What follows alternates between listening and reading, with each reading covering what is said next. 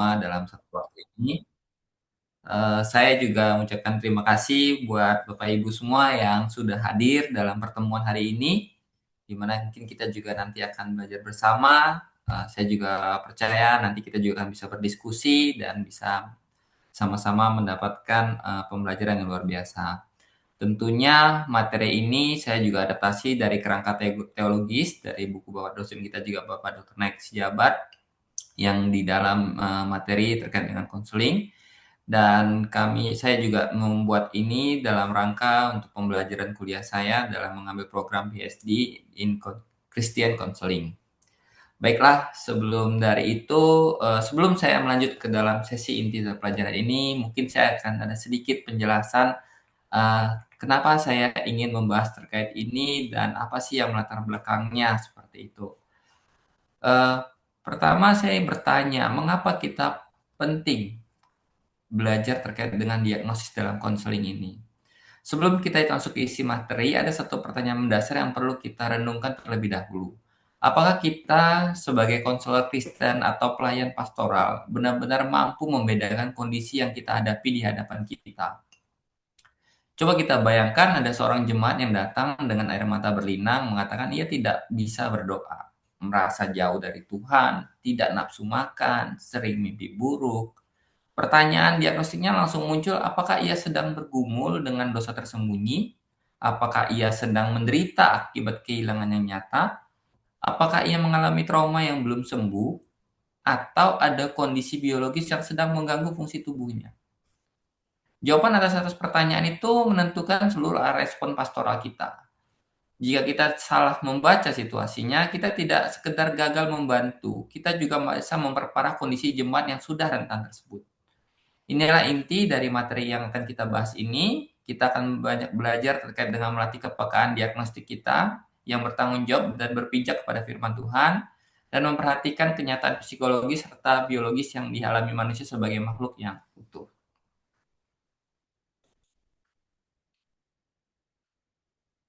Tadi kita sudah membahas terkait dengan arah tujuan saya, dan ini ada beberapa data yang mendukung dari yang saya ingin presentasikan pada hari ini.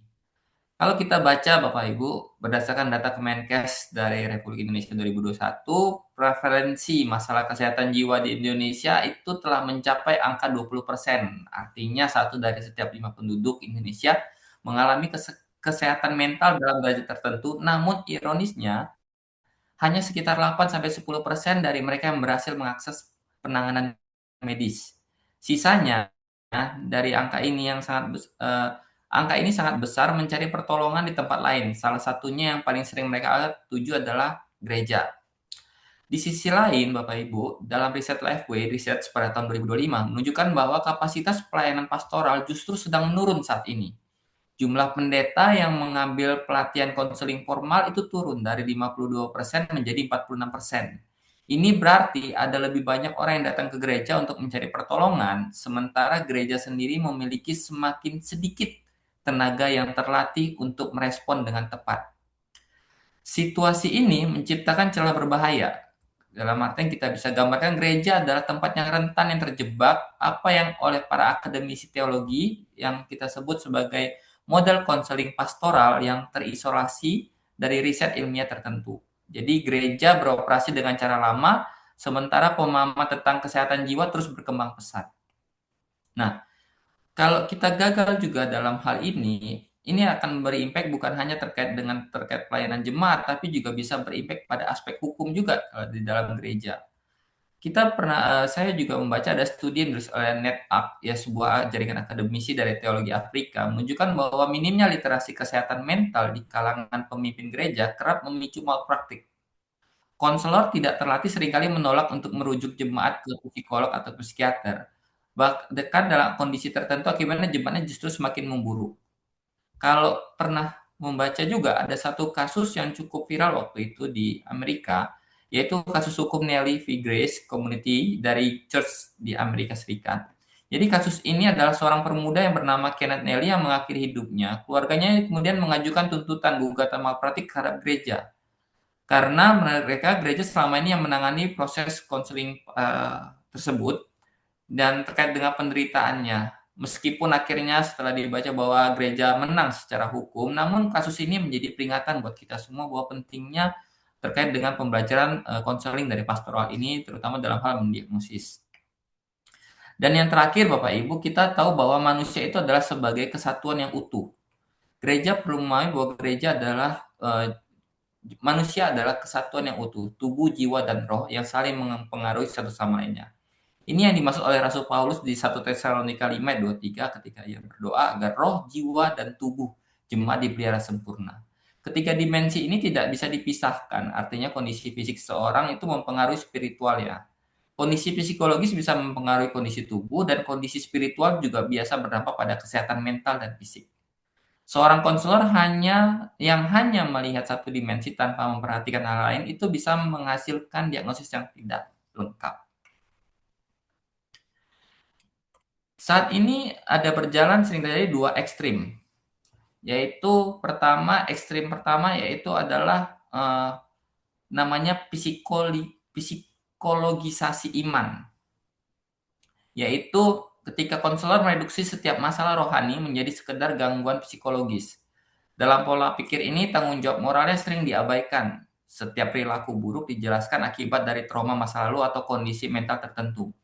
Firman Tuhan biasanya dalam konteks ini tidak terlalu menjadi solusi utama, melainkan hanya sebagai pelengkap atau terapi psikologis. Konselor yang terjebak dalam ekstrim ini biasanya akan selalu mencari penjelasan hal yang paling psikologis untuk setiap masalah yang ada dalam jemaatnya. Bahkan ketika masalahnya sungguh adalah dosa yang pernah diakui, bahkan ditinggalkan, si psikolog tetap berusaha untuk tidak melibatkan firman Tuhan dalam situasi ini. Yang kedua, ekstrim reduksionisme moral. Di sisi perlawanan, reduksi moral ini konselor lebih menganggap semua masalah termasuk depresi, kecemasan, atau gejala trauma itu semua akibat dosa pribadi. Jadi ketika ada seorang bermasalah, biasanya ini pastikan ada dosa.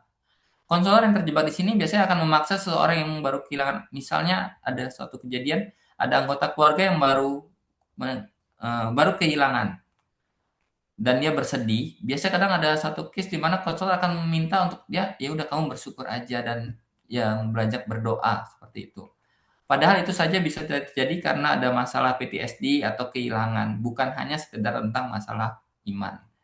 Jadi kedua pendekatan ini kalau kita bisa abai, ini bisa menambah beban bukan mengobati. Jadi kita perlu membuat kerangka diagnosis yang lebih cepat. Kalau dalam buku yang kita baca dari Dr. Naik Sejabat juga pernah menyebutkan bahwa ini istilahnya overlapping diagnostik, yaitu tumpang tindih antara dimensi spiritual, psikologis, dan traumatis, dan biologis yang tidak bisa diselesaikan dalam satu resep cepat. Jadi perlu pendalaman dalam setiap ketika kita menemui jemaat yang sedang berkeluh kesah dalam tanda petik kita. Mungkin sebagai gambaran ada studi kasus untuk kita melihat terkait dengan gambaran dari pelajaran ini. Jadi misalnya ada satu ibu nyonya kita sebut Resti, 28 tahun.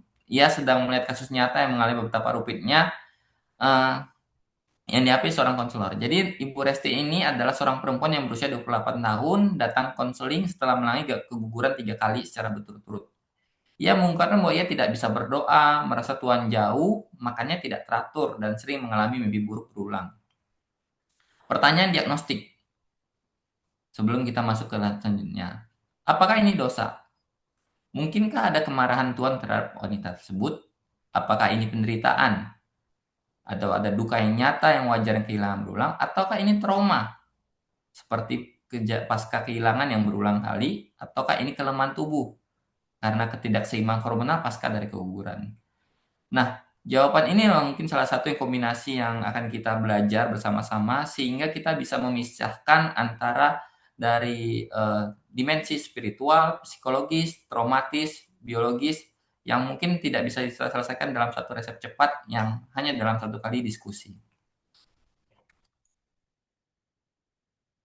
Nah, dari tempat tersebut mungkin ada dua pertanyaan yang mungkin kita bisa bertanya dalam hati kita. Dapatkah kita membedakan dengan jelas kapan seorang jemaat membutuhkan doa pelepasan dan pertobatan, kapan ia membutuhkan ruang aman untuk menangis, dan kapan ia sebenarnya hanya membutuhkan tidur yang cukup serta butuh psikiater? Apakah pelayanan yang Anda lakukan saat ini sedang memulihkan atau justru sedang merusak bait Allah yang utuh dalam poin yang pertama tadi kita diskusikan. Untuk itu kita akan coba bagi jadi 4 kategori. Yang pertama dosa, yang kedua penderitaan, yang ketiga trauma, dan yang keempat kelemahan tubuh. Kita akan membahas terkait dengan apa itu dosa. Kalau kita sebagai ayat pengantar kita baca, dosaku kuberitahukan kepadamu dan kesalahanku tidaklah kusembunyikan. Dan engkau mengampuni segala kesalahan dan dosaku dari Mazmur 32, 3-5. Kategori pertama dan yang paling sensitif ini adalah yang paling sering sensitif yang untuk sering dibicarakan, yaitu adalah dosa. Mengapa sensitif? Karena budaya kita itu cenderungnya bergerak ke arah yang sama-sama keliru. Jadi ada dua arah yang dominan, tapi juga dominannya dominan keliru, bukan lebih ke komprehensif. Ada yang terlalu cepat menyebut semua masalah sebagai dosa, dan ada juga yang enggan menyebut kata dosa sama sekali, karena takut dianggap menghakimi. Ini juga sering tercampur karena kita juga adalah budaya timur yang sering kadang kalau istilah kita itu sungkan gitu ya. Kita lebih ke menjaga perasaan. Keengganan ini seringkali dibungkus dengan alasan pastoral kadang, padahal sesungguhnya ini adalah kelemahan yang sedang kita bangun di dalam konselor kita. Seorang konselor Kristen itu harus berani berbicara tentang dosa, bukan karena ia kejam, tapi ia merasa lebih suci, melainkan karena ia mengasihi. Contoh seorang dokter yang jujur memberitahu bahwa pasiennya kadar gula kamu sedang tinggi. Ini adalah situasi yang berbahaya. Kadang kita pernah ada dokter tuh yang ngomongnya cukup keras juga ke pasien. Tapi kita tahu itu bukan untuk menyakiti, tapi karena kebenaran adalah bentuk kasih yang sesungguhnya. Jadi kebenaran itu adalah bentuk kasih yang nggak selalu dalam bentuk lemah lembut kadang. Kalau kita baca juga dalam buku konseling kita, dalam definisi teologisnya, yang kita bisa coba bagikan agar mudah lebih dipahami. Kalau terkait dengan dosa ini lebih kepada ketidaktaatan atau yang disengaja terhadap hukum Allah. Ini juga ada indikasi pemberontakan hati aktif, yaitu menolak kedaulatan atas secara sadar, penyembahan berhala tersembunyi dalam hati, pembenaran diri yang bersifat sistematis. Kunci dari kategori ini adalah dosa melibatkan pilihan moral yang sadar dan aktif, bukan sesuatu yang terjadi pada seseorang atas tanpa kehendaknya, melainkan sesuatu yang dipilih dengan pengetahuan bahwa itu salah. Jadi dia secara sadar memilih, dia mengetahui dampak positif negatifnya, dia mengetahui apa yang dia lakukan, namun dia tetap melakukan hal itu. Itu bisa dibilang terhadap dengan dosa. Kalau kita boleh belajar terkait dengan dari studi dosa ini ada tabel yang saya juga bagikan, yaitu terkait dengan indikator-indikator yang bisa kita bilang bahwa penderitaan ini terjadi atau konseli kita sedang mengalami dosa. Pertama, kita bisa lihat pilihan dari molar kesadaran seperti yang kita bahas. Kalau biasanya kalau dalam diskusi konseling biasanya mengetahui hal ini, dia tahu ini salah tapi tetap melakukan. Nah, tapi kadang ada juga yang samar, yang coba ditutupi karena balik lagi dosa kadang mendatangkan rasa malu. Jadi ada dia coba merasionalkan apa yang dia lakukan ini dengan beberapa hal-hal yang menurut dia bisa membenarkan, padahal itu tetaplah dosa. Nah, biasanya kadang kalau kita untuk mempertajam ini, kita bisa tanya, apakah Anda tahu ini salah sebelum melakukannya? Lalu selanjutnya ada pembenaran diri. Selalu ada yang disalahkan. Biasanya dia akan lempar kesalahan pada orang. Kadang ada dia ungkit masa lalunya, padahal itu adalah permasalahan masa ini. Biasanya ini ada juga yang tersembunyi. Jadi dalam situasi ini kadang ada konseli yang terbuka, tapi ada juga yang tersamarkan kalau Bapak Ibu lihat dari tabel ini. Dan kadang ini juga kita bisa membantu kita siapa yang paling disalahkan dalam situasi ini. Jadi ada beberapa yang coba membenarkan, ada yang langsung mengaku, ada yang coba mengcounter. Dan ada juga step selanjutnya itu yang dosa itu penolakan firman. Biasanya ketika kita berdiskusi atau sedang bertanya jawab, dia enggan biasanya membaca Alkitab atau berdoa, terutama dalam menghadapi konflik.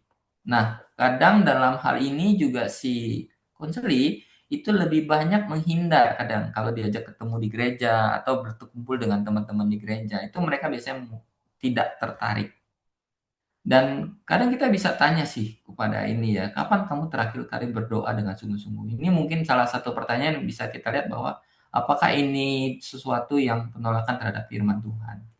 Lalu ada juga kategori dosa yang motifnya egois atau dominan. Keputusan ini biasanya selalu berujung dengan ini biasanya lebih kepada untuk menguntungkan diri sendiri.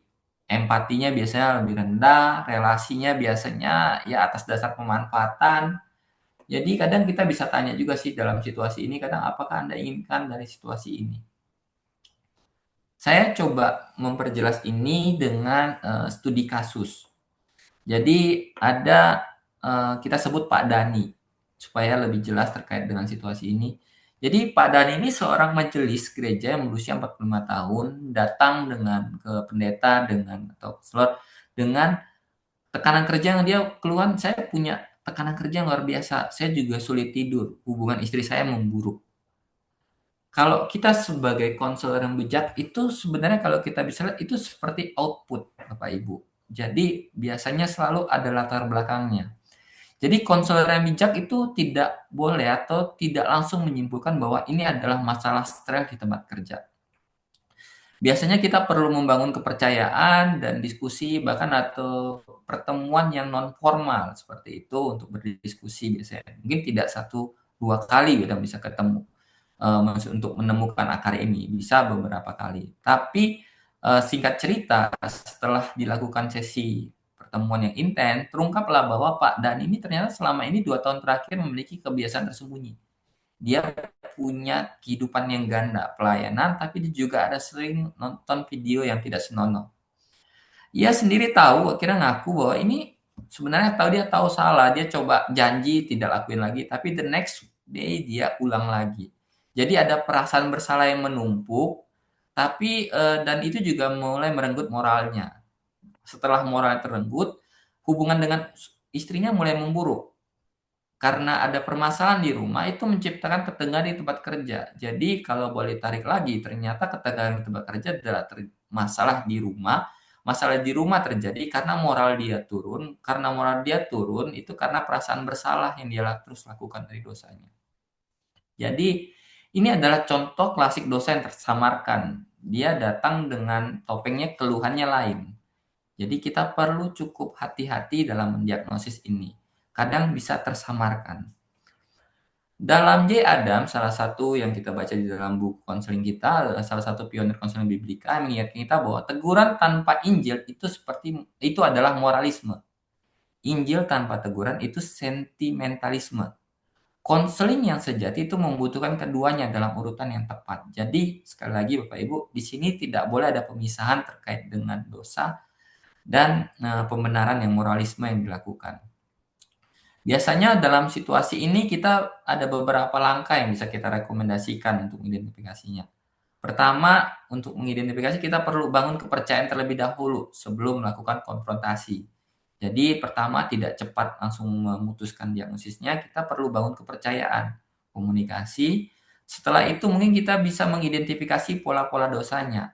Biasanya kejadian yang berulang atau dosa yang berulang itu ada satu waktu tertentu.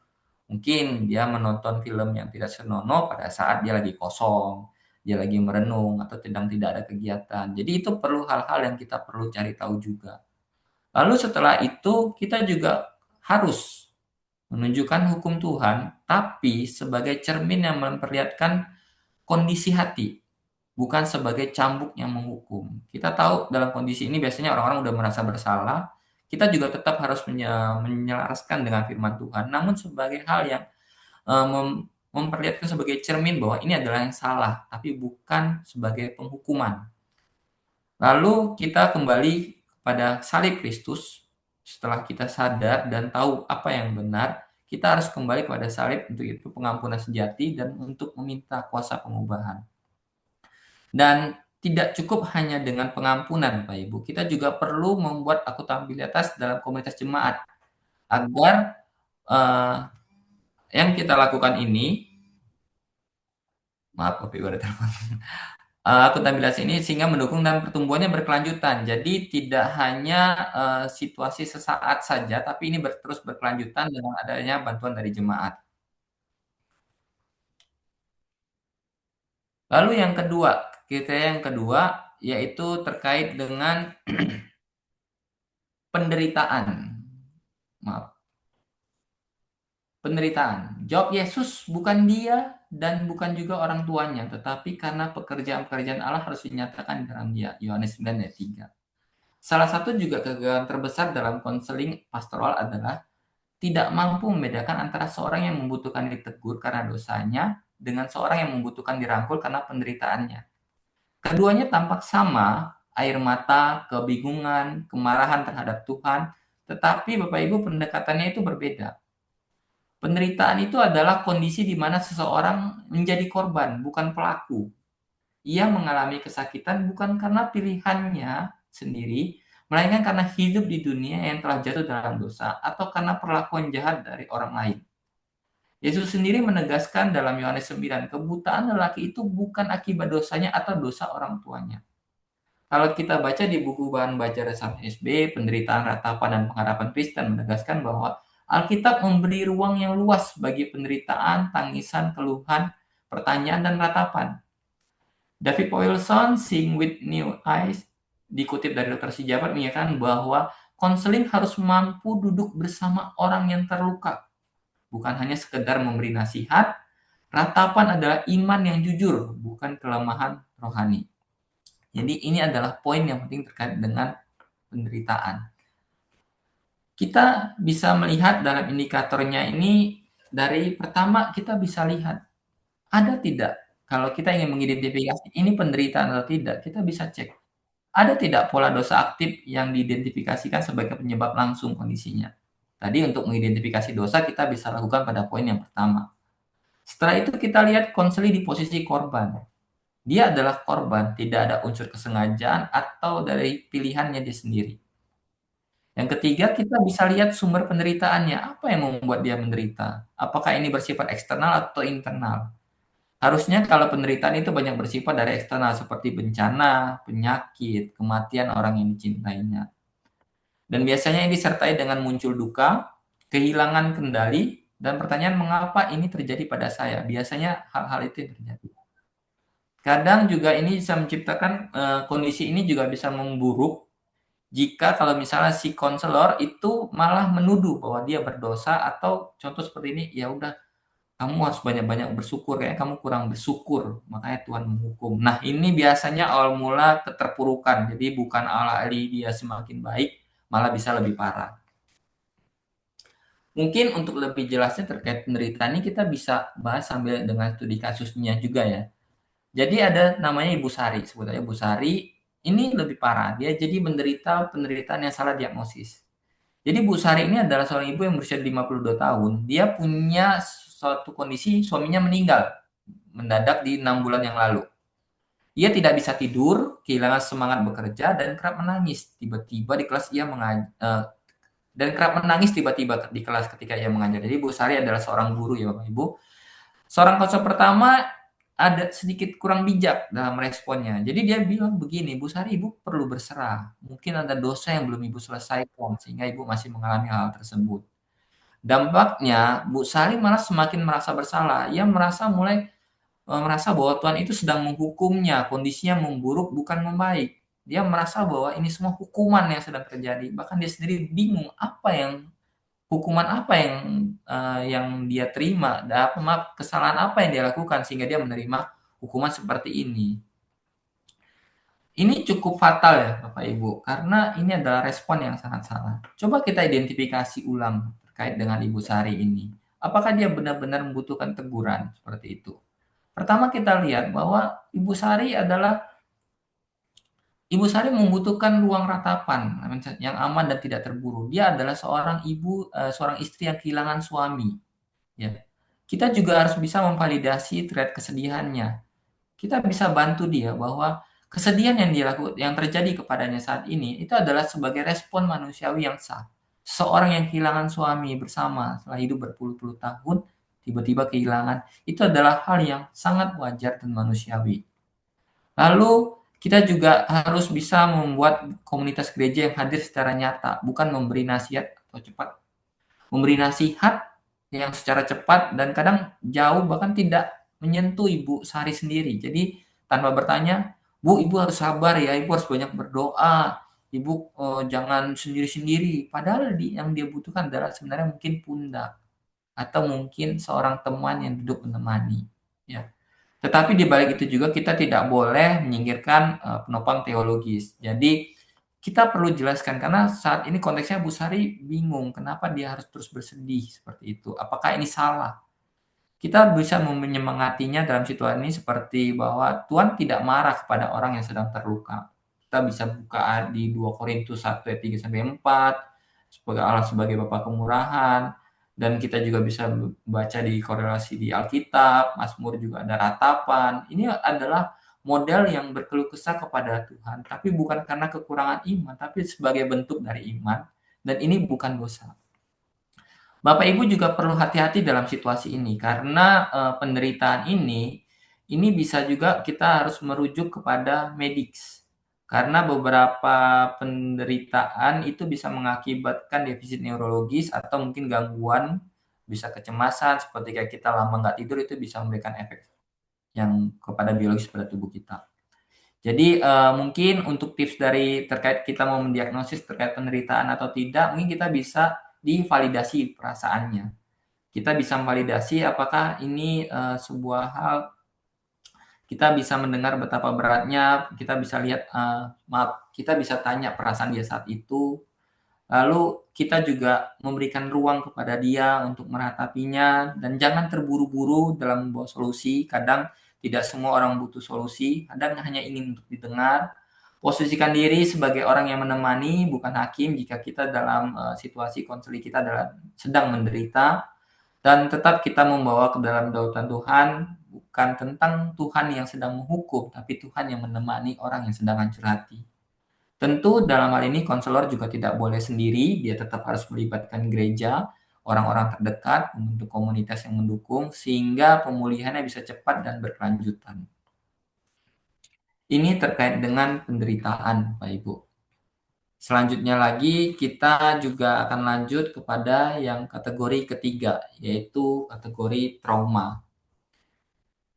Kita akan baca kembali dari ayat bahwa Tuhan itu dekat kepada orang-orang yang patah hati dan Ia menyelamatkan orang yang remuk jiwanya. Jadi, trauma ini adalah kategori yang paling sering disalahpahami juga Bapak Ibu dalam konteks gereja Injili. Jadi ada dua kesalahan umum yang saling berlawanan. Pertama, ada konselor yang menganggap bahwa trauma sebagai alasan untuk menghindari tanggung jawab dosa. Jadi mereka menggunakan trauma sebagai jalan keluar dari akuntabilitas moral. Yang kedua juga menganggap bahwa trauma tidak nyata secara teologis dengan argumen bahwa di Kristus itu kita bebas. Jadi, ini juga, perlu kita berhati-hati. Trauma itu adalah luka neurologis yang nyata, ini bukan tentang kelemahan iman, ini bukan tentang alasan untuk tidak tumbuh, ini juga bukan sesuatu yang bisa diselesaikan hanya dalam satu sesi doa atau konseling. Dalam perspektif, konseling pastoral, ini juga menjadi hal penting yang dokter sejabat juga menekankan bahwa mengabaikan fungsi biologis dalam sistem saraf itu dapat mengganggu yang terganggu akibat trauma adalah bentuk misdiagnosis pastoral yang mengarah pada pengabaian jiwa. Pemulihannya itu tidak dapat diselesaikan secara instan dalam satu sesi konvensional, kadang memerlukan intervensi trauma informed care, ya ini melibatkan medis juga, yang terstruktur membangun kembali rasa aman dan kita juga harus melibatkan jemaat sebagai bagian dari pemulihannya.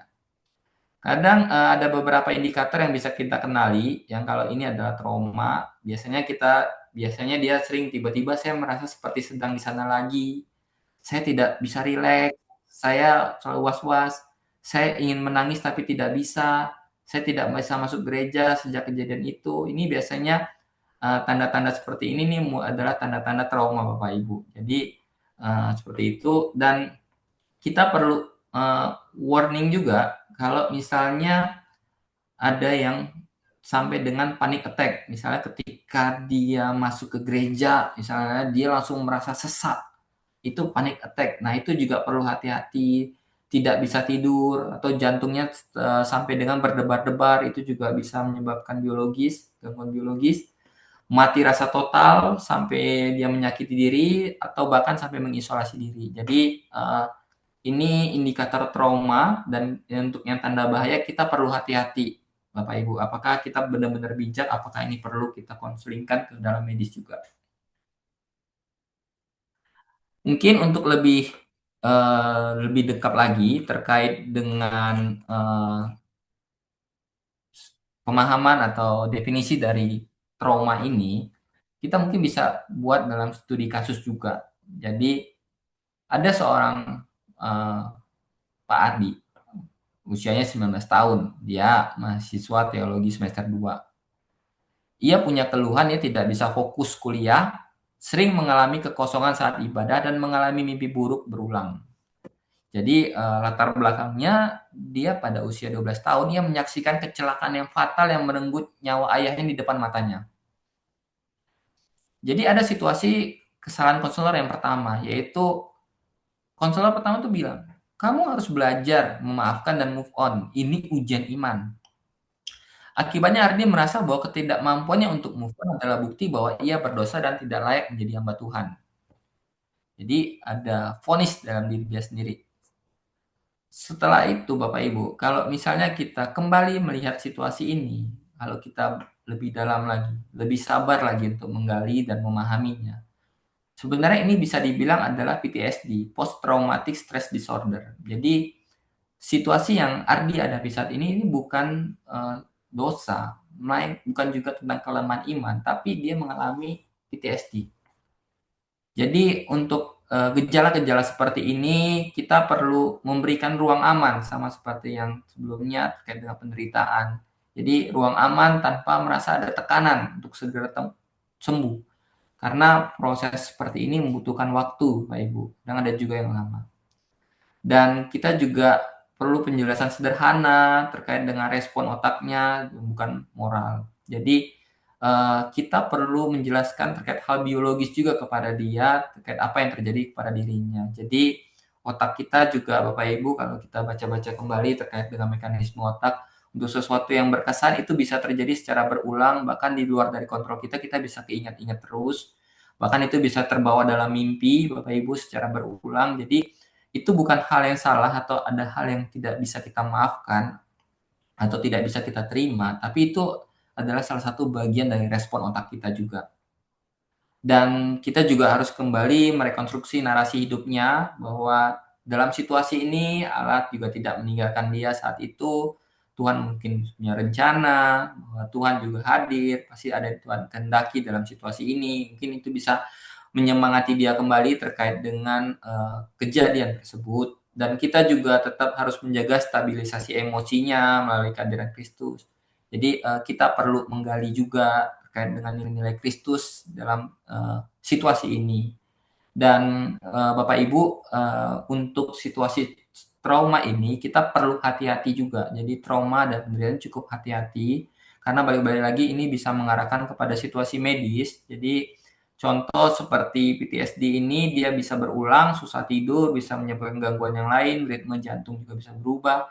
Jadi kalau ada hal-hal yang sudah sampai dengan biologis, kita juga perlu libatkan medis, Bapak Ibu. Jadi seperti yang tadi yang kita bahas, ada prinsip-prinsip traumanya, kita juga harus membuat rasa aman, harus transparan Bapak Ibu, dan konsisten dan tidak mengejutkan. Kita juga harus menjadi orang yang terpercaya, kita juga harus memberikan dia kontrol untuk menentukan progres, tidak membuat kita yang menekan atau memberikan keputusan, tapi izinkan dia yang mengatur dan membuat rencana dalam proses penyembuhannya. Dan tujuan akhirnya tetap adalah pemulihan, dan kita juga tetap harus melibatkan jemaat dalam situasi ini agar semuanya berkelanjutan. Nah, kategori yang keempat itu adalah kategori tentang kelemahan tubuh. Nah, ini mungkin sudah ada beberapa case juga tidak abu-abu. Ini clear terkait dengan kelemahan tubuh. Mungkin sebagai ayat pembukanya, cukuplah kasih karuniaku bagimu, sebab dalam kelemahan kuasaku menjadi sempurna. 2 Korintus 12 ayat 9. Ini kategori yang paling sering diabaikan dalam konseling pastoral juga, Bapak Ibu. Padahal kelalaian data ini malah lebih parah seperti yang kita bahas di sesi yang pertama tadi. Bisa berakibat fatal. Ini bukan hanya tentang hukum, tapi juga bisa menghilangkan nyawa. Bayangkan seorang jemaat mengalami depresi akibat ketidakseimbangan neurotransmitter, yaitu sistem saraf yang memberikan respon satu sama lain di dalam otaknya. Dan dia tidak akan sembuh hanya dengan lebih banyak berdoa. Meskipun doa tetaplah penting dan tidak boleh tinggalkan, ia membutuhkan pertolongan medis. Menolak atau mengabaikan fakta ini bukan tanda iman yang kuat, itu adalah ketidaktahuan yang berbahaya. Jadi, suka tidak suka Bapak Ibu, ada juga ini banyak terjadi di realitas sekarang bahwa konselor atau pendeta kadang tidak mengarahkan ini kepada medis, tapi dengan malah tetap, "Yang penting kamu berdoa, ayo kita berdoa." Ada, pengalamannya seperti itu. Dalam buku Dokter Si Jabat juga menegaskan diajar di Biblical Foundation of Christian Counseling juga bahwa ada dimensi fisik dan organik, termasuk ketidakseimbangan otak pada depresi klinis. Jadi, itu bisa menyebabkan realitas kelemahan tubuh yang tidak bisa disederhanakan atau tidak bisa langsung disimpulkan sebagai dosa atau spiritual yang kurang iman.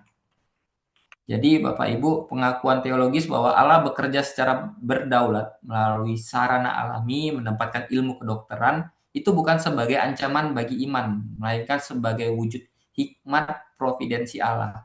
Sama seperti seorang yang tulangnya patah, tidak cukup dikuatkan dengan firman, ia perlu gips. Keyakinan ini tidak muncul untuk melemahkan iman, tapi ini pengakuan yang jujur bahwa Allah bekerja melalui berbagai sarana, termasuk ilmu kedokteran, Bapak Ibu.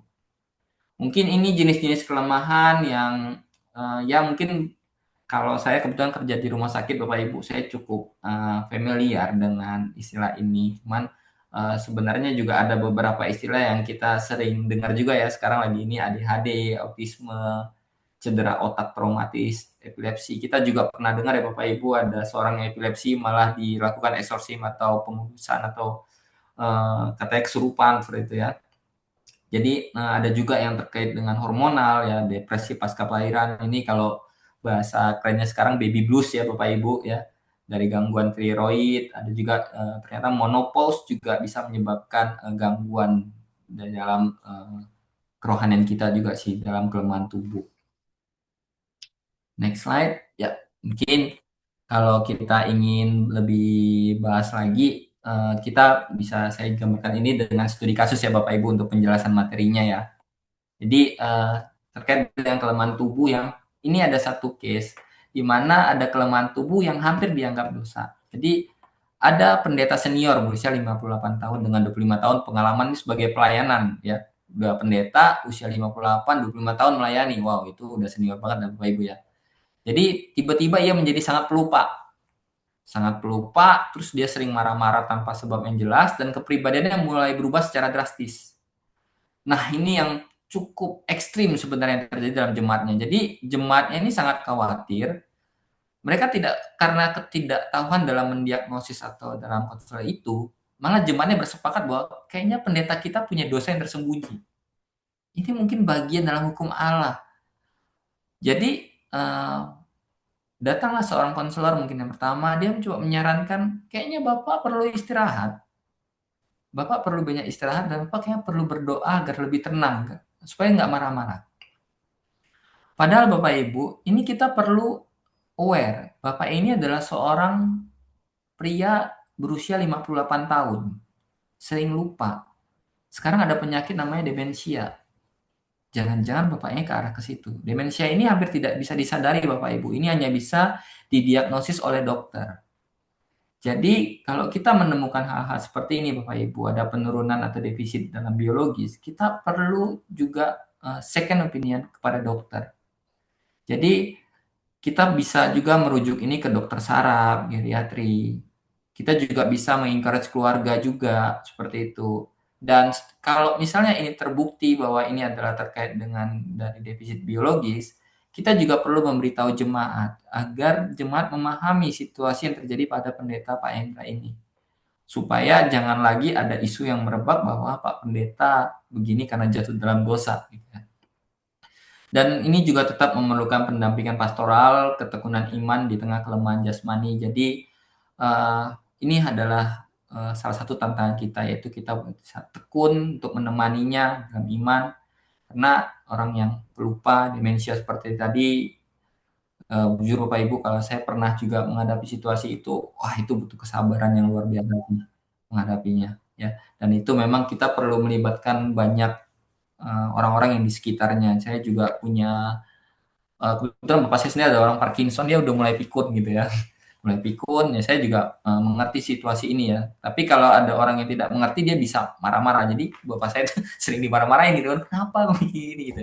Tapi kalau saya yang udah paham, saya mengerti itu bukan hal yang salah, ya memang begitu situasinya, seperti itu. Jadi, seperti itu. Jadi, mungkin kita juga bisa membaca ini di salah satu di contoh Alkitab, dia ada di Filipi juga, yang di Epafroditus, yang di mana dia juga, sakit sekarang namun dia tetap kemurahan dan juga jemaat juga mendukung dia, seperti itu. Jadi, ini mungkin bisa menjadi contoh panutan juga dalam situasi ini. Mungkin respon-respon yang kita lakukan ke dalam situasi ini kita perlu merujuk juga ke dokter kalau kita melihat ada defisit atau penurunan dalam biologis, si konseli kita, dan juga kita perlu mengedukasi keluarga dan jemaat agar kalau ada yang melihat, penurunan dalam defisit biologis seperti kayak kelupaan, ya, atau tangannya gemetar atau ada kelemahan lainnya itu kita perlu bawa juga ke dalam medis, agar jemaat juga menjadi verifikator bersama, tidak hanya si pendeta atau si konselor, Bapak Ibu. Karena ada juga kayak, saya juga cerita mungkin terkait dengan ayah saya waktu itu dia nggak mau. Jadi saya masuk dalam keluarga, keluarga mendukung, akhirnya bapak saya juga bisa mau berobat waktu itu. Di situ kami tahu kalau dia ternyata Parkinson gitu. Dan ini juga adalah berkat dari transisi pelayanan bermartabat. Jadi dalam situasi ini Pak Pendeta yang sudah 25 tahun melayani, dia adalah orang yang sudah bekerja keras. Kita juga perlu menjaga martabatnya karena tidak mungkin juga langsung tiba-tiba kita langsung turunin dia jadi pelayan biasa atau yang itu kita juga perlu mempersiapkan juga Bapak Ibu. Jadi mungkin ini clue-clue sedikit kalau misalnya ada ketemu case seperti itu dan kita juga perlu tahu kapan sih kita perlu merujuk ke medis. Seperti saya bilang tadi ada gejala fisik yang menetap meskipun ada pertumbuhan rohani, pendeta sudah mungkin tadi sudah berdoa tapi juga tetap masih marah-marah, tetap masih pelupa, kadang dia tiba-tiba jatuh atau ini ya kita perlu wah. Dan kita juga, perlu, hati-hati juga kayak dia tadi berhalusinasi, bahkan Bapak Ibu ada yang sampai beresiko untuk bunuh diri sih. Jadi, itu cukup karena kadang ada orang pelupa dia juga stres, dia nggak tahu situasinya, dia merasa ada sesuatu emosi yang tidak terselesaikan, itu dia bisa sampai ke bunuh diri Bapak Ibu. Jadi inilah yang terkait dalam kelemahan tubuh.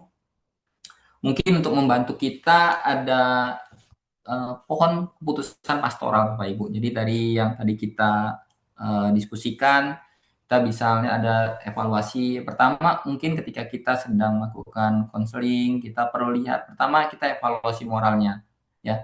Apakah situasi kejadian itu diputuskan atas moral yang sadar?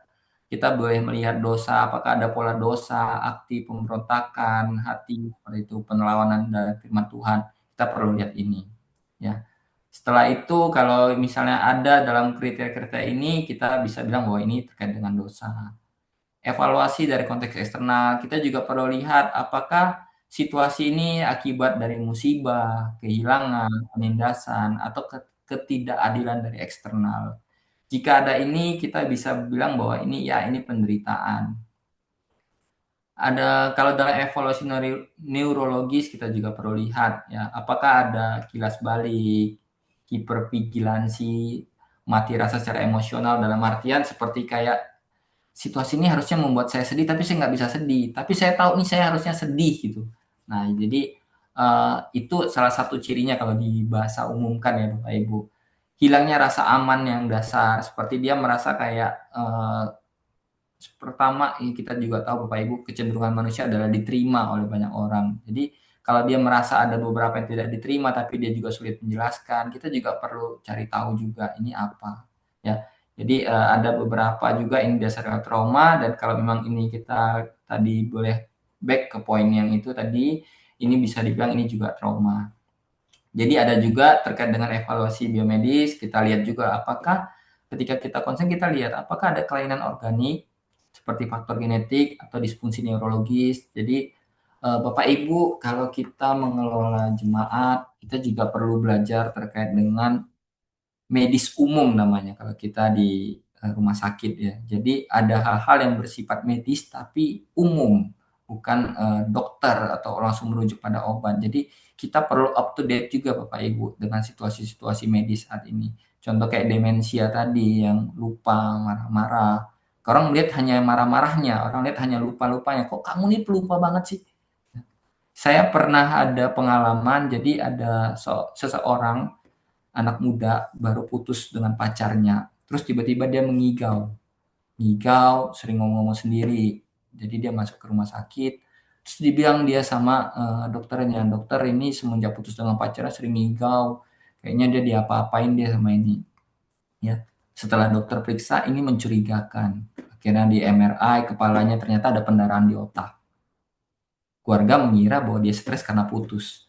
Ternyata setelah di MRI itu ada pendarahan di otaknya.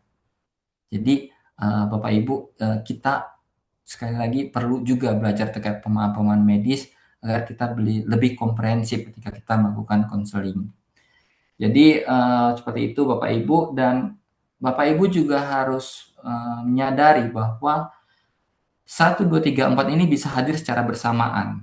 Jadi bukan berarti hanya salah satu, bisa juga karena dua. Contoh karena dia menderita, dia bisa melakukan dosa. Karena dia trauma, dia merasa menderita. Karena dia trauma, ada sesuatu yang dia lakukan dan akibatnya menyebabkan kelemahan tubuh. Jadi ini juga bukan berarti ketika kita mendiagnosis hanya satu, tapi bisa juga lebih dari 1, 2 poin. Nah, ini ada satu studi kasus juga yang mungkin kita bisa bahas juga, bahwa yang seperti saya bilang ini bisa saja terjadi. Nah, kalau ini terjadi, keberdampakannya apa yang harus kita lakukan seperti itu ya. Jadi pertama kita bahas dulu ada suatu case ya. Jadi ada studi kasus namanya Chaplin Rumah Sakit, ada pelayanan Chaplin ya. Kok Neta langsung ya Pak Naik langsung ini. Nah ini jadi ada studi kasus. Jadi dia ada Nyonya A lah kita sebut, bangsalnya di bangsal onkologi. Jadi pasca mastektomi kanker payudara stadium 3 ya. Kalau di kanker itu stadium 4 tuh udah final lah, udah kecil harapan ya. Stadium 3 ini udah hampir nih. Jadi seperti itu. Jadi Nyonya A ini merasa mual berat, nyeri pasca operasi yang belum tertangani, rasa sakit fisik yang intens ya. Terus dia juga dia merasa juga kesakitan, dia merasa tidak tenang ya. Jadi dia juga punya pengalaman, jadi ibunya ini juga ada pernah kanker dan juga meninggal seperti itu. Jadi dia merasa benar-benar menderita, dan setelah itu dia merasa juga pahit karena buat apa saya ini? Ibu saya sudah meninggal karena ini. Sekarang saya lagi. Lalu di mana Tuhan? Gitu. Dia sampai mogok makan gitu ya. Tapi ketika ada situasi yang 4 case ini, kita harus buat prioritas Bapak Ibu. Jadi kita nggak bisa langsung, sekali lagi kita tidak bisa menyelesaikan dalam satu sesi atau satu pengerjaan. Tapi kita bisa membuat urutan prioritas. Pertama kita harus lihat ya, kita harus lebih memprioritaskan terkait dengan kelemahan tubuh atau biologisnya. Ini hal yang paling penting pertama yang kita harus obati Bapak Ibu. Yang kedua, kita bisa memproteksi terkait dengan pasca traumanya. Ya, kita harus menstabilkan emosinya terlebih dahulu. Lalu setelah itu kita bisa masuk ke validasi ke penderitaannya. Ya, jadi ini, dan yang terakhir kita juga bisa memvonis terkait dengan yang mogok minum obatnya. Tapi untuk mogok minum obatnya ini kita perlu klarifikasi ya Bapak Ibu. Kenapa kamu nggak mau minum? Ya buat apa saya minum obat? Tuhan aja nggak peduli sama saya. Ini kan berarti kepahitan. Atau kalau misalnya dia bilang, kenapa nggak mau minum obat? Itu. Iya karena saya mual. Saya jadinya nggak bisa minum obat. Nah jadi sekali lagi Bapak Ibu, dalam mogok minum obat itu kita perlu cari tahu ya Bapak Ibu. Jangan sampai ini kita bilang itu bukan dosa gitu ya. Jadi seperti itu pentingnya diagnosisnya. Jadi kalau kita menemukan dalam situasi ini ada 4 checklist sekaligus, kita perlu lihat prioritas mana yang perlu kita lakukan Bapak Ibu. Jadi seperti itu. Nah, ini sedikit 5 prinsipnya tadi seperti kita bilang, ada beberapa penjelasan singkatnya ya. Kalau di dosa, jadi kalau untuk dosa, Injil dan teguran pertobatan kita juga perlu. Untuk penderitaan kita ada perlu empati, ratapan dan penopangan. Untuk trauma kita perlu ruang aman, stabilisasi dan pendampingan. Untuk kelemahan tubuh kita juga perlu edukasi, kolaborasi menulis dan iman. Ya. 5 prinsip emasnya, pertama tahan kesimpulannya Bapak Ibu.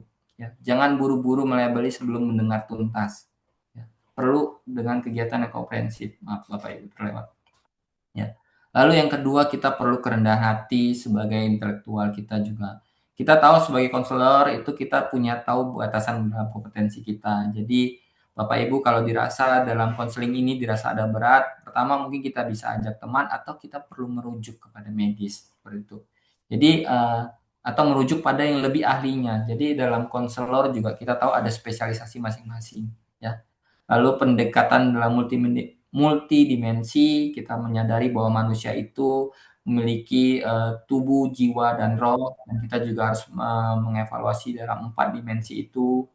Dan tetap Bapak Ibu, apapun yang kita lakukan bahwa Kristus adalah sentralnya. Jadi apapun saat ini yang kita lakukan, kita juga harus mampu merujuk tujuan akhir kita kepada pemulihan gambar diri Allah, bukan hanya sekedar hilangnya gejala. Jadi bukan hanya memberikan rasa aman, tapi juga pengertian kepada kasih Kristus itu sendiri. Ya. Dan yang terakhir Bapak Ibu, tadi kita udah bahas bahwa hanya sekitar 8-10% yang mereka datang ke tempat yang benar-benar menyelesaikan terkait dengan masalah mental ini. Tapi 90% rata-rata ke alternatif. Dan kalau alternatif sebagian besar juga adalah ke gereja. Jadi Bapak Ibu kita perlu mempersiapkan diri kita perlu mempersiapkan gereja kita, karena ini bukan proyek pribadi Bapak Ibu, balik lagi bahwa ini adalah tubuh Kristus yang harus kita pulihkan Bapak Ibu. Ini adalah kebersamaan kita. Dan penutup kita adalah, saya sangat senang sih dengan kalimat ini yang saya juga belajar dari buku kita, bahwa kita dipanggil bukan hanya untuk menjadi konselor yang saleh, tetapi juga konselor yang cerdas. Saleh tanpa cerdas itu bisa menyakiti, cerdas tanpa saleh itu bisa menyesatkan. Allah yang kehendaki adalah keduanya. Hikmat pastoral yang lahir dari firman itu dibentuk oleh kasih dan dilaksanakan dengan kerendahan hati. Ini yang saya belajar dari buku ini. Dan saya juga ada referensi beberapa yang saya juga dapat dari buku Pak Naik, Dr. Naik Siapa.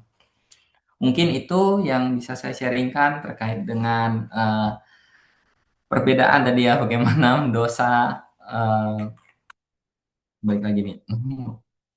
Oh, maaf, saya salah. Oke, maaf.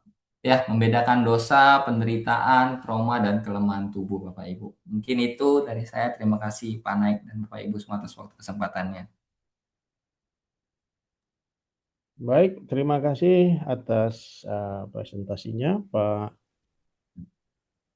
Joshua yang sudah berusaha untuk mempersiapkan presentasi ini, membuatnya dengan sedemikian baik dan juga membagikannya kepada kita semua.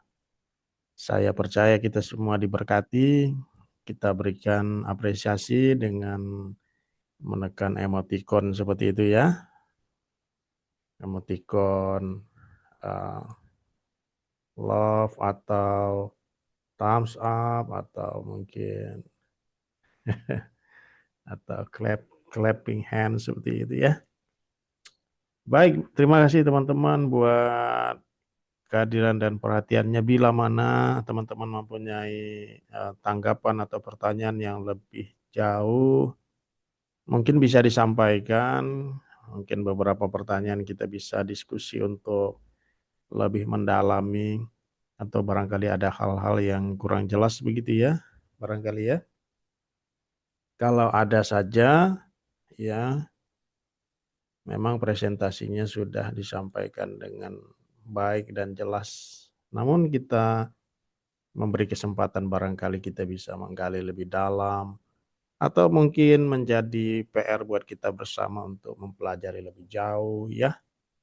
Bisa diketik juga atau langsung disampaikan seperti itu ya. Ya.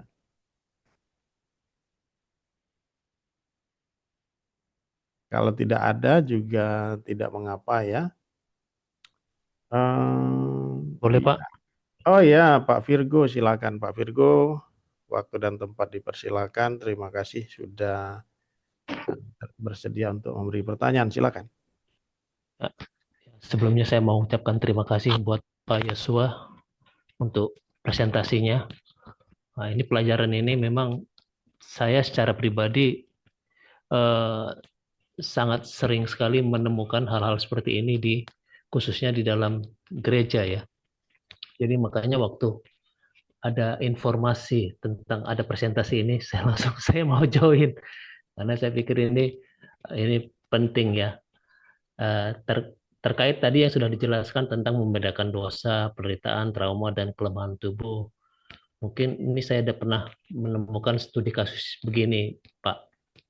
Eh, Terkait sebagai seorang Kristen, kita percaya bahwa Tuhan itu penuh kuasa ya. Jadi segala sakit penyakit pasti Tuhan bisa menyembuhkan. Dan akibat dari kepercayaan itu mengakibatkan orang menjadi enggan untuk berobat karena sudah sangat percaya bahwa Tuhan bisa menyembuhkan penyakit. Kira-kira hal apa yang dapat bisa kita jelaskan sehingga eh, pemikiran itu bisa dikaitkan dengan untuk kita tidak hanya bergantung kepada satu hal saja, sementara kan juga kalau sakit penyakit bisa juga diselesaikan di rumah sakit. Mungkin bisa mohon penjelasannya Pak mengenai itu. Oke, Baik, baik. silakan Pak Joshua mungkin memberikan tanggapan, silakan. Baik, Pak Virgo, sebelumnya saya ucapkan terima kasih juga untuk respon dan apresiasinya kepada saya dan sudah mendengarkan juga. Jadi, pertama tadi ada seorang, saya biasakan mencatat ya. Pertama ada seorang yang sedang sakit, ya. Setelah itu dia tahu bahwa Tuhan mampu menyembuhkan ya Pak. Ya, Dan setelah itu dia percaya, dia yakin, akhirnya dia merasakan kenapa dia harus rumah sakit. minum obat Ya, rumah sakit gitu ya. Kenapa dia harus minum rumah sakit? Eh, jadi dia nggak perlu berobat dan percaya berserah gitu ya. Jadi ini sama seperti yang tadi terjadi sama Pak Pendeta yang case tadi ya Pak. Jadi sebentar saya masuk ke dalam itu. eh, Jadi pertama memang kita tahu kita harus cari tahu dulu kenapa dia nggak mau berobat. Apakah memang benar-benar percaya atau karena memang benar-benar terserah. Karena saya selalu ketika mendengar cerita seperti itu, Pak ya, saya selalu pastiin satu hal ya Pak. Ini orang berserah atau terserah, gitu ya. Berserah atau terserah. Karena begini, kita harus kembali kepada definisinya lagi ya. Kalau kita definisi berserah, kita percaya dan melakukan maksimal apa yang bisa kita lakukan. Tapi kalau terserah, ya udah terserah apa yang mau terjadi, kita nggak akan melakukan apapun. Nah ini yang kita percaya. Jadi ketika dia nggak mau berobat ini, kadang kan dia balik lagi kan Bapak. Sebenarnya kita perlu benar-benar kadang nggak bisa pertemuan sekali dua kali. Jadi memang kita perlu menggali satu-satu. Ya, kadang ada kemarahan yang disembunyikan menjadi alkitabiah. Contoh, dia percaya Tuhan itu kan pasti menyembuhkan, jadi kita buat apa berobat? Atau mungkin dia marah juga pada Tuhan kenapa saya begini? Tapi dia bungkus. Karena seperti yang tadi kan Bapak Virgo kita belajar tadi, ada yang dia tutupi. Jadi sebenarnya ini case yang cukup menarik. Saya juga nggak bisa langsung mendiagnosis ini, tapi kita perlu pakai metode yang 4 tadi. Kita perlu ngajak ngobrol. Apa sih yang dia saat ini? Dia benar-benar percaya, berserah atau terserah, dia marah atau menerima. Kadang kan kita boleh jujur dalam hati, ada hal-hal yang terima, tapi di mulut terima, di hati enggak. Gitu. Jadi memang perlu banyak bicara sih. Tapi yang pada intinya kita juga harus memberitahu kepada dia bahwa Tuhan juga berdaulat ya melalui sarana yang dia buat seperti kayak menempatkan ilmu kedokteran. Jadi kita harus percaya bahwa ilmu kedokteran itu bukan ancaman bagi iman dia atau ancaman bagi kedaulatan Tuhan atau kemampuan Tuhan, tapi itu juga sarana yang Tuhan juga berikan di dalam dunia dunia ini ya. Contohnya kayak tulang yang patah kan nggak cukup dengan berdoa, tapi perlu gips ya, gitu. Jadi salah juga kita bilang Tuhan mampu melakukan segalanya, tapi kita tidak melakukan apa yang sudah Dia sediakan. Mungkin itu sih Pak. Saya jujur tidak bisa langsung memvonis, tapi kalau saya di posisi Pak Virgo, saya akan coba checklist 4 poin tadi. Apakah ini ada dosa yang ditutupi, kemarahan yang sedang ditutupi, apakah ini ada benar-benar dari sebuah iman, tapi iman yang kurang didasari dengan hikmah dan pengetahuan yang benar, ataukah penolakan dari terkait dengan Allah yang sudah providerkan untuk Tuhan, medis untuk kita manusia. Jadi itu sih mungkin dari saya nih Pak Virgo, kita perlu gali sih. Konsepnya lagi Pak, tidak boleh buru-buru. Mungkin Oke. itu ya Pak. Jadi penting ya Pak diagnosis itu ya. Iya, karena saya selalu percaya apa yang di luar belum tentu ada yang di dalam. Oke. Biasanya saya banyak ketemu juga sih Pak, beberapa yang kira ngobrol lebih dalam, ternyata bukan itu sih masalahnya. Kadang dia cerita ini sekali, kita cerita kita dengar, 2 kali kita dengar, 3 kali akhirnya sebenarnya tuh aku gini sih gitu dia. Oh, oke. Biasanya itu begitu sih Pak. Jadi kita pertama mungkin kita dengar dulu deh. Setelah kita dengar pulang kita checklist dulu nih apa yang tadi dia sampaikan. Next kita buat. Jadi pertama ketika kita mengenal orang selalu buat jadwal dan strategi. Jangan pernah tanpa ada kerangka apapun. Jadi ketika kita mau ketemu orang, mau bantu orang, kita harus tahu orang ini profilingnya apa, dan apa yang mau kita rencanakan. Karena kalau nggak tuh itu seperti kayak cuman ngobrol-ngobrol di warung kopi sih Pak, tanpa ada arah tujuannya sih. Ujung-ujungnya biasa begitu. Jadi Pak Virgo perlu mempersiapkan pertanyaan-pertanyaan juga sih sebelum bertemu dengan dia dari kalimat atau pertemuan pertama. Itu saran saya sih mungkin Pak. Baik, baik. Terima kasih Hmm, Pak buat pendapatnya. baik Pak. Mungkin dari saya cukup atau dari Pak Naik ada mau tambahan Pak? Iya, terima kasih itu. Terima kasih itu pertanyaan yang bagus sekali dari Pak Virgo ya. Jadi sesuai dengan judul presentasi Pak Joshua ini sudah bagus. Konseling pastoral yang komprehensif, yang holistik ya. Juga tadi disinggung tentang bahwa diri kita, tubuh kita, hidup kita terdiri dari beberapa dimensi ya. Tubuh, jiwa, dan roh begitu. Artinya kita perlu menyelesaikan, mengatasinya itu secara holistik ya, secara komprehensif. Jadi bukan hanya hal-hal yang terkait spiritual, terkait rohani, tapi juga fisik, tubuh, dan juga jiwa begitu. Dan saya kira semua hal itu juga berkaitan dengan Tuhan gitu ya, di mana Tuhan sebagai pencipta gitu ya. Tuhan juga yang memberikan kita wahyu, ada wahyu-wahyu yang disebut dengan wahyu umum, wahyu khusus ya, itu perlu kita memberikan pengajaran-pengajaran teologis juga ya tentang hubungan antara sains dan Alkitab, apakah itu selaras, apakah itu bertentangan gitu ya. Apakah keteraturan di dalam sains itu terjadi begitu saja atau merupakan ciptaan Tuhan, karunia Tuhan? Apakah obat-obatan atau pemulihan kesehatan seperti upaya memulihkan kesehatan oleh tim medis, rumah sakit itu juga adalah kehendak Tuhan, kemajuan teknologi, kemajuan dunia medis dan lain sebagainya. Perlu juga kita mungkin memberikan pengetahuan dan wawasan tentang hal-hal tersebut ya, supaya sehingga kita dapat mengatasi secara holistik gitu. Jadi tidak semua hal tadi ada frasa-frasa yang bagus tadi disebutkan oleh Pak Yosua seperti reduksionis, reduksi moral seperti itu ya. Kemudian ada satu frasa lagi tadi, psikologisasi iman seperti itu ya. Jadi jangan semuanya direduksi seolah-olah itu hanya persoalan-persoalan yang semata-mata dapat diatasi dengan berdoa ya. Jadi berdoa memang perlu, tetapi juga Tuhan juga mengatakan agar kita mengerjakan dan juga kita perlu mengatasinya secara holistik gitu, secara komprehensif, dan saya yakin Tuhan juga menghendaki kita untuk mengelola berbagai aspek dan dimensi ya, bukan hanya spiritual tapi juga fisikal, tapi juga mental seperti itu. Jadi Saya rasa perlu juga memberikan wawasan-wawasan seperti itu. Ya, semoga menjawab pertanyaannya Pak Virgo. Pertanyaannya sangat baik sekali ya. Baik, terima kasih. Kemudian ini ada raise hand ya. Pak Jonathan Gisong mungkin mau disampaikan langsung, silakan Pak Jonathan. Ya, semalam ya, Pak. Selamat Ah, malam. terima kasih presentasinya malam ini, Pak Yusua ya.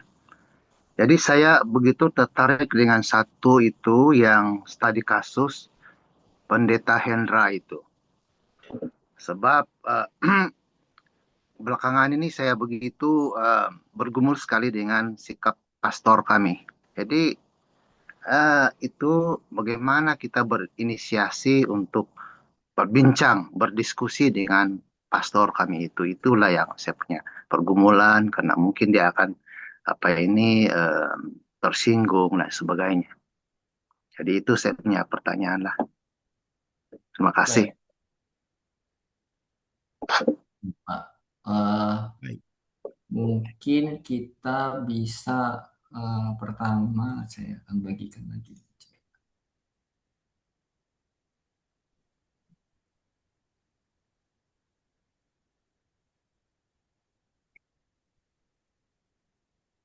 Mungkin Pak dalam konteks ini kita bisa belum muncul yang ini. Oke. Nah, kita perlu lihat ya Pak. Pertama saya juga sebenarnya dalam studi kasus ini saya juga tidak bisa langsung memutuskan karena saya perlu bicara juga ya ngobrol. Cuman dalam prinsip saya pertama Pak dalam konselor itu satu hal yang harus kita lakukan Pak, membangun hubungan dan kepercayaan.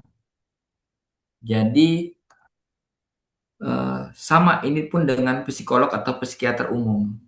Dia tidak akan bisa mendiagnosis atau bisa membangun next step selanjutnya sebelum ada hubungan dan kepercayaan antara satu sama lainnya. Ya. Karena kalau sudah ada, sudah jika itu sudah terbangun, baru kita bisa tahu apa kebutuhan dan kekhawatirannya dia. Contoh misalnya situasi kan dia marah-marah.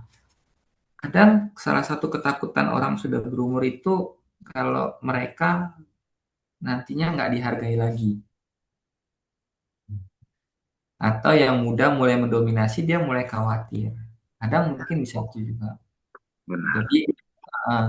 Jadi, uh, tapi kita juga nggak bisa mendiagnosis itu juga. Mungkin ada kelemahan atau anggota fisiknya juga. Jadi, ketika kita bicara, kita juga bisa lihat hal-hal. Saya selalu percaya satu, Pak, orang nggak akan mungkin marah tiba-tiba. Kalau ada orang mungkin marah tiba-tiba, berarti ada sesuatu yang medis yang kita harus lihat. Itu sih, Pak, yang paling penting juga. Jadi kalau misalnya ternyata kan nanti kan kita ngobrol sama dia, tapi dia juga nggak bisa menjelaskan kenapa dia tiba-tiba marah. Kita berarti perlu hati-hati juga, kita perlu lihat juga apa nih yang terjadi. Jangan-jangan ada penurunan psikologis. Gitu. Jadi selain dari evaluasi dari moral atau dosanya, atau mungkin kan dia ada situasi korban atau lain sebagainya, kita perlu lihat itu juga. Jadi kalau saya boleh memberikan saran dalam situasi ini, yang paling pertama kita lakukan itu jalin hubungan dan kepercayaan dulu sih Pak. Kita ngobrol dengan tulus dulu aja, karena juga untuk mengkoreksi orang dibutuhkan hubungan yang dekat yang baik juga. Karena kalau ada orang luar tiba-tiba datang ke saya, terus tiba-tiba nasihatin ke saya keluar juga sih tanduknya Pak. Kamu nggak kenal saya, kamu nggak tahu saya, tiba-tiba kamu mau nasihatin saya atau menggurui saya, ya itu juga ya. Jadi prinsip juga dalam pastoral kita perlu membangun hubungan sih Pak. Jadi mungkin itu sih Pak dari saya. Nanti setelah hubungan yang terbangun, kita baru bisa evaluasi moral.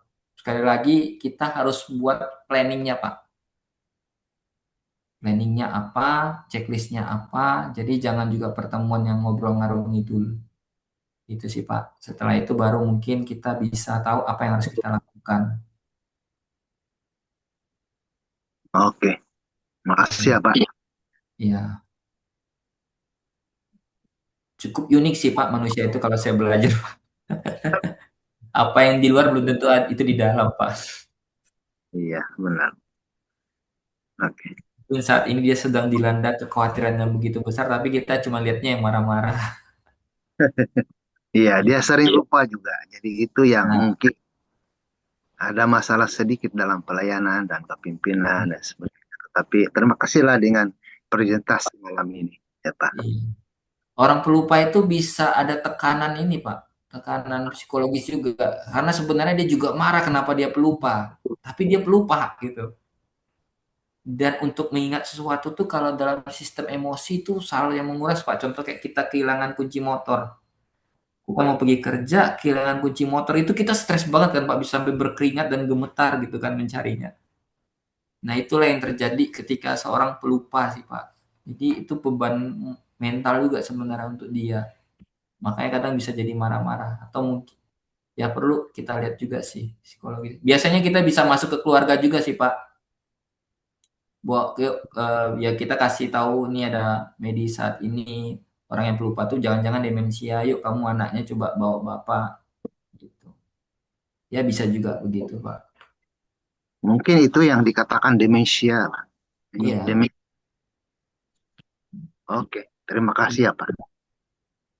Mungkin itu dari saya. Kalau ada tambahan dari Pak dosen, boleh Pak diperkenan. Ya, saya kira sudah bagus tadi uh, pertanyaan dan juga tanggapannya ya. Yang pasti perlu observasi, perlu kita mendengarkan, mencari tahu fakta realitasnya sampai kita betul-betul dapat mengidentifikasi gitu, dapat mendeteksi sebenarnya masalahnya apa gitu kan. Dan kemudian setelah itu baru kita mencari tahu apa yang kemudian kita cari tahu mengapa hal itu terjadi ya, kemudian kita mencari tahu apa yang dikehendaki Allah ya. Ya bagaimana kita sebagai jemaat terhadap hamba Tuhan ya, bagaimana kehendak Tuhan, apa prinsip-prinsip nilai-nilai firman Tuhan untuk mengatasi itu ya. Ya kita perlu menyampaikan kebenaran, kita perlu menyampaikannya dengan kasih, kita juga perlu ya memberikan solusi yang membantu begitu ya, baik pada hamba Tuhannya, begitu juga pada jemaat ya. Jadi perubahan-perubahan memang sangat sensitif di dalam jemaat itu. Sehingga kita perlu memanage gitu ya, memanage perubahan. Bagaimana membuat transisi bila mana diperlukan. Transisi mungkin pergantian pemimpin barangkali atau mungkin dengan menambah asisten atau mungkin tergantung hasil observasinya itu bagaimana gitu.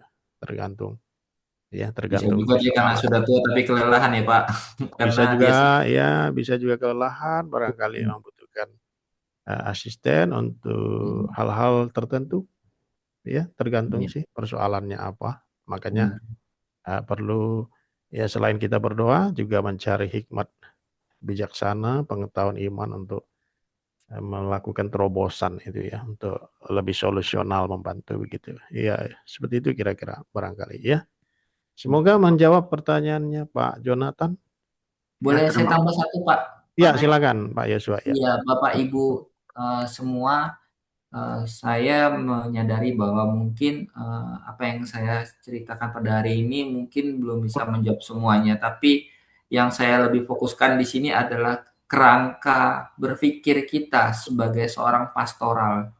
Jadi contoh-contoh ini mungkin belum menggambarkan semuanya, tapi kalau boleh kita berdiskusi bersama, ini adalah yang kita diskusikan, yang saya ingin sharingkan lebih tekankan adalah kerangka berpikir kita sih Bapak Ibu. Karena situasi, tempat, keadaan itu bisa berbeda.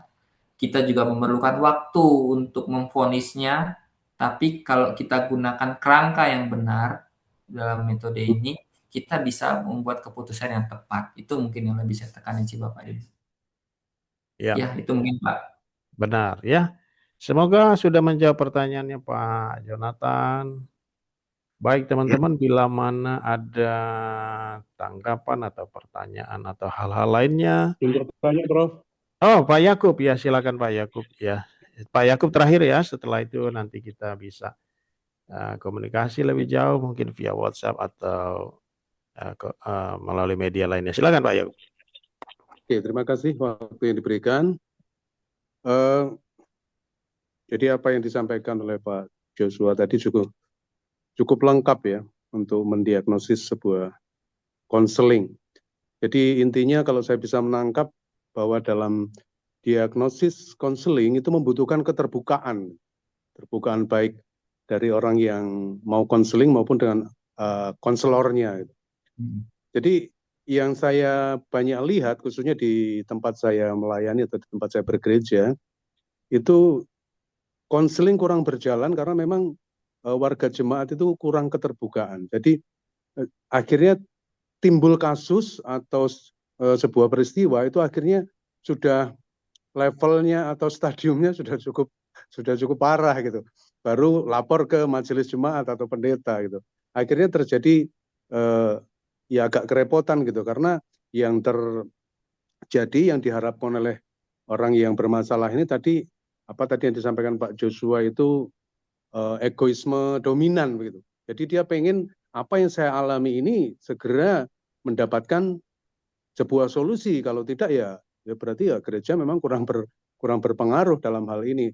Jadi bagaimana caranya membudayakan konseling atau keterbukaan itu dalam sebuah jemaat yang kurang terbiasa dengan budaya konseling atau kurang terbuka dengan gembala atau pendeta atau majelis jemaat. Itu bagaimana membudayakannya, Pak? Terima kasih. Baik, Pak. Ini pertanyaannya yang menantang sekali nih. Oke, Pak. Kalau saya mungkin nanti Pak Naik bisa bantu tambahin juga ya. Jadi bagaimana menciptakan sebuah lingkungan yang bisa konseling ya, atau ini menurut saya cukup kita perlu hati-hati juga sih Pak, karena nggak semua orang didesain untuk bisa konseling yang pertama. Tidak semua orang punya passion itu dan kemampuan seperti itu ya. Lalu yang kedua, ya, satu hal yang saya percaya Pak, keterbukaan harus dimulai dari kedekatan dan kepercayaan sekali lagi. Jadi kalau mungkin dia tidak cerita karena kita belum dekat. Dan kalau kita sudah dekat, kita juga harus bisa dipercaya. Karena untuk menceritakan satu dosa atau kesalahan, itu butuh kepercayaan, Pak. Kita nggak pernah mau ngumbar dosa kita ke orang lain yang kita nggak kenal. Atau kita mau cerita masalah rumah tangga kita ke orang yang kita nggak dekat. Kita nggak mau. Itu pasti secara manusiawi itu konsep pertahanan diri kita sih, Pak. Jadi kita perlu dekat, tapi balik lagi Pak, kalau kita runut lagi, kedekatan itu harus ada persetujuan kedua belah pihak. Jadi Bapak nggak bisa paksa orang untuk dekat kalau dia juga nggak mau dekat sama kita.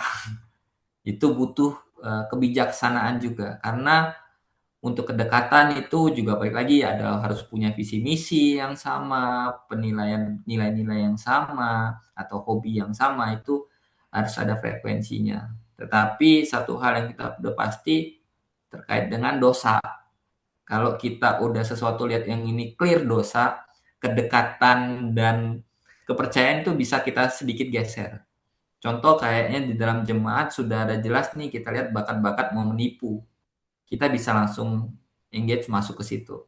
Ini saya stop ya. Ini saya kasih tahu. Ini berbahaya. Jadi kalau ada benar-benar yang kita lihat clear di dalam jemaat ini sudah menyinggung dosa, itu kita sudah bisa langsung engage masuk, nggak tanpa harus nunggu ini. Dan saya selalu percaya itu biasanya masalah-masalah besar selalu terjadi dari masalah-masalah kecil, Pak. Biasanya kita tuh sudah ada api-api kecilnya tapi sedikit diabaikan karena masih kecil. Ini tinggal nunggu kayak bola salju, kalau di dalam jemaat tuh biasanya kayak gitu tuh. Ada pembiaran, masalah-masalah kecil yang dibiarin, menggulung jadi bola salju, tiba-tiba besar. Sebenarnya kita harusnya nggak kaget sih, karena sebenarnya kalau kita boleh runut lagi, sebenarnya kita udah tahu nih akarnya ada. Gitu. Tapi itu sih dari saya, sebenarnya api-api kecil yang kadang sering kita abaikan atau kalau kita di rumah sakit itu Pak ada namanya normalisasi deviance. Kita tahu sesuatu itu salah, tapi kita biarkan dan menganggap itu normal. Tiba-tiba kita sudah kehilangan mana yang benar. Jadi balik lagi, kita harus bangun jemaat itu terhadap dengan nilai-nilai moral yang kuat juga sih Pak. gitu. Tapi kalau untuk menjadi konselor atau konseling, berkonseling satu sama lain, faktanya tidak semua orang punya kemampuan dan kapasitas itu, Pak. Jadi kita perlu waspada juga, gitu. Tapi kalau untuk dekat dan saling berdoa, membantu satu sama lain, kita bisa bentuk itu di dalam jemaat, gitu. Itu yang bisa kita bangun. Dan kalau Bapak ingin membantu seseorang, ya balik lagi buat kerangkanya, buat tujuannya, kita berdoa memohon nikmat Tuhan, kita lihat evaluasinya, tujuannya apa, seperti itu. Saya selalu percaya, saya pernah ada satu grupnya hilang waktu itu, terus tiba-tiba semuanya kembali. Saya cuma percaya satu kasih nggak pernah gagal, gitu. Jadi ada beberapa hal yang bisa kita lakuin, itu mungkin nanti di sesi yang selanjutnya atau di materi yang berbeda, tapi menurut saya itu mungkin yang bisa kita lakuin sih Pak. Kalau untuk membuat satu jemaat menjadi konselor, kita perlu hati-hati, gitu. Tapi kalau kita ingin seseorang terbuka, kita perlu dekat dan perlu menjadi orang yang dipercaya. Tapi kalau bicara masalah, kalau clear ini dosa, kita nggak perlu dekat, kita nggak perlu percaya, kita bisa ngomong ini salah, ini dosa. Tapi untuk menyampaikan dosa juga kita perlu wise ya Pak. Karena sesuatu yang benar disampaikan dengan salah juga jadi masalah. Ya itu mungkin yang dari saya ya. Mungkin Pak Naik bisa bantu Jadi kuncinya merapikan. Ya, perhatian, kedekatan sama kepercayaan ya Pak ya. iya, perlu Pak. Kalau saya tangkap tadi. Iya. Tapi kalau sudah dosa clear kita nggak perlu itu ya Pak. Kita bisa langsung lompat, Nggak kita perlu. bisa Oke, ngomong. oke. Kalau clear di dosa kita nggak Pengecualian perlu ya. tahap itu. Ya, Kita bisa Kalau untuk langsung. dosa pengecualian. Iya, kita bisa lompat. ya. Bagus sekali pertanyaannya Pak Yakub. Jadi tadi di awal Pak Yosua ada singgung tentang pemimpin gereja, kemudian gereja perlu belajar tentang konseling gitu. Jadi ya mungkin bisa dibagikan, disosialisasikan pengetahuan mengenai konseling terutama dalam hal mendengarkan, kemudian mengapresiasi perasaan. Karena konseling ini kan erat sekali kaitannya dengan emosi ya, perasaan. Mengapresiasi perasaan, menghormati perasaan.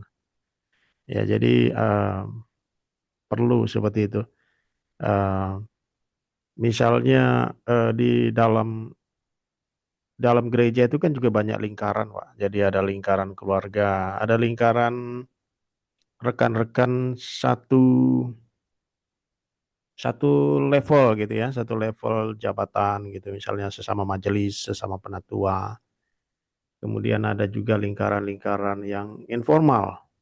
Barangkali mereka sering bertemu walaupun mereka mungkin bukan merupakan lingkaran formal begitu. Ada juga yang formal, misalnya oh ini adalah kelompok kaum bapak, ini adalah kelompok kul, ini adalah ya memang yang sudah formal yang dibuat atau ditentukan oleh gereja. Jadi ada banyak lingkaran-lingkaran di situ. Jadi bagaimana supaya semua lingkaran ini juga benar-benar bisa sedikit banyak mengetahui basic-basic tentang menghormati perasaan ya, menghargai, mengapresiasi perasaan seperti itu ya. Misalnya kalau sukacita di Alkitab kan ada bersukacitalah dengan orang yang bersukacita, menangislah dengan orang yang menangis gitu ya. Mendengarkan, jangan tadi ada sudah disampaikan dengan sangat baik itu. Jangan terburu-buru di dalam mengambil kesimpulan seperti itu ya. Dan tidak kalah penting selain pengetahuan dibagikan juga adalah contoh inspirasi dari tim kepemimpinan begitu sehingga jemaat juga bisa belajar dan juga di dalam jemaat itu juga ada level-level kedewasaannya, tingkat-tingkat kedewasaan yang berbeda di mana tidak semua hal harus disampaikan kepada semua orang gitu kan. Jadi ada pada tingkatan tertentu ya mungkin perlu lebih lebih kecil lingkup untuk kita bisa menyampaikan. Mungkin halnya sangat sensitif seperti itu. Jadi ya manajemen seperti itu ya, kebijaksanaan seperti itu dalam mengatasi persoalan. Tapi jemaat perlu bertumbuh di dalam mendengarkan, mengapresiasi, menghormati perasaan, menselebrasi sukacita ketika memang semuanya bersukacita seperti Alkitab katakan begitu ya. Menangisnya orang yang menangis, kita bisa dimulai dari keluarga itu, dari institusi yang paling kecil. Jadi kebiasaan-kebiasaan di keluarga, nilai-nilai, prinsip-prinsip yang baik dan disosialisasikan pada skala yang lebih besar, yang lebih luas dalam komunitas begitu ya. Ya, semoga menjawab pertanyaan Pak Yakub. Saya tahu bahwa kita masih sangat penasaran Bro.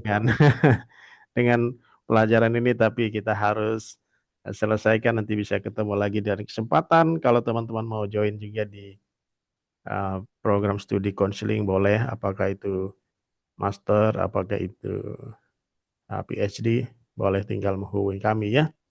Baik teman-teman, untuk menutup sesi kita, saya mohon dengan kasih untuk Pak Virgo untuk menutup dalam doa. Silakan Pak Virgo.